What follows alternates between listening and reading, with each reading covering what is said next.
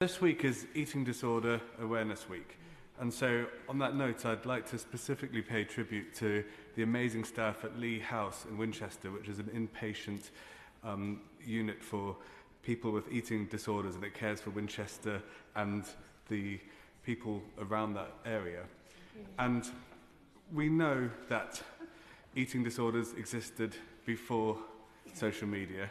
We also know that they are possibly one of the most serious mental health conditions people can suffer from, and the most frustrating to treat and care for. But we also know that social media is certainly making this more difficult. It's, the body images that young people, teenagers and younger, are being exposed to, the normalization of AI-altered images that are presented as normal and aspirational and impossible to attain is hugely unhealthy. And we also know that AI chatbots, often integrated into social media, are giving people mental health support and advice.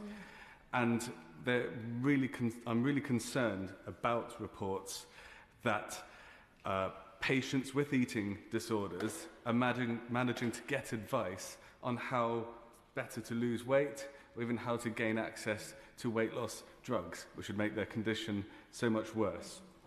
And so for my reason for bringing this up in this debate is to ensure that the specific problem with AI chatbots, where we know some research has shown that children do not recognize that a chatbot, which is often presented within social media as a companion, a friend, a cartoon character, they do not recognize that this does not have feelings, it is not another person, it does not care for their health and well-being.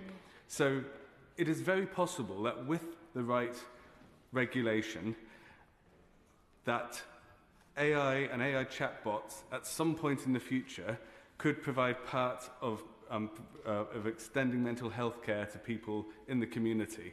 At the moment, we know it is dangerous, it is unregulated, and people are accessing it, are not even aware that the information it is giving them is potentially harmful to their health. This is something that I don't want to fall through the cracks of regulation, whatever we come forward with, whether it's specifically social media, whether it's broadcasting licenses, and it's where they're bringing forward principles rather than either banning or regulating very specific social media platforms or specific chatbots. Is going to be very unhelpful because of the speed at which these things are developing. And it's a bit like whack-a-mole, because once you regulate one, another one pops up. And I sort of draw everyone's attention to the US GUARD Act, which came out last year, which specifically regulates AI chatbots. It very unusually had cross-party support in that very fractious politics in the US at the moment.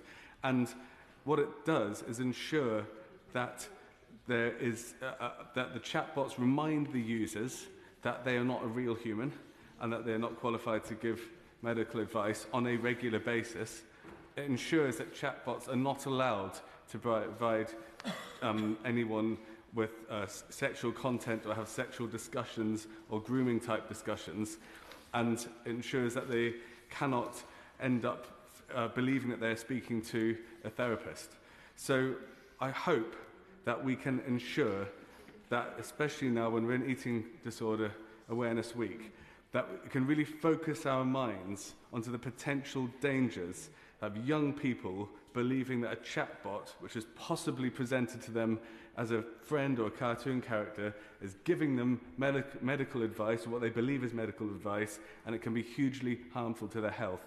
We can, and I would urge this House and the government to move with extreme speed on addressing this problem, because about 2 or 3 years ago, most of the general public hadn't really heard of ChatGPT.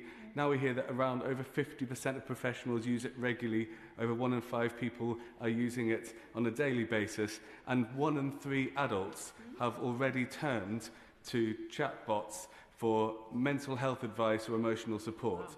That is a huge and sudden change. It's penetrating our culture, it's penetrating daily use, And we need to make sure we don't look back on this as we did with smoking, where for years we knew the damage that smoking was doing to people. Action wasn't taken, evidence was obfuscated, lawmakers were lobbied, they delayed, and people died needlessly. We need to get ahead of this, and we need to take action as quickly as possible. Yeah.